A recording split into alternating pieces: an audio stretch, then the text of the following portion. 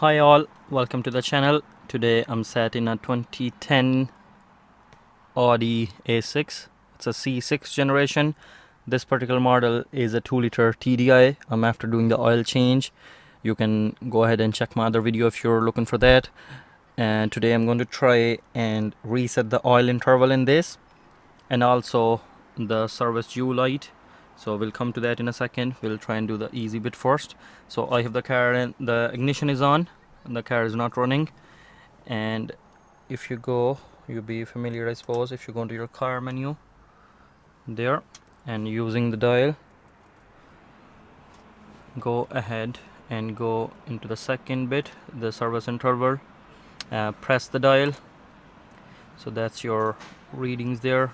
It was due in a month's time, and the inspection as well. So I'm going to press the dial, go to the next line, press this. It will ask you want to change it. I'm going to say yes. It's being reset. So as you can see, it's 15,000 kilometers and a year, and same for the other. It's not the same, I'd say it's still this. That's how much it should be for the inspection, I believe. So that's that.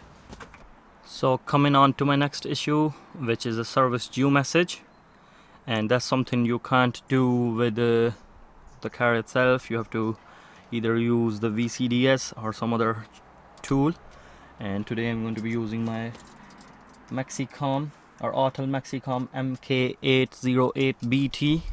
So I'll try and show you the issue first, I suppose. So when you go and start the engine, or the car I mean, so once you go into your ignition, after getting these few usual messages,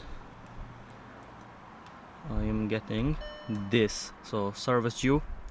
So for the Audi A6 C6, I thought I'll show you the Obd Port location as well properly. There it is.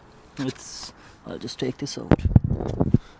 That's the one there. It's kind of purple colored one. That's where you insert your VCI or your Obd connections. Go into this, make sure that's connected, and you select oil service because that's what I want to change. And you can go ahead and manually select it, or I'm going to do auto detect.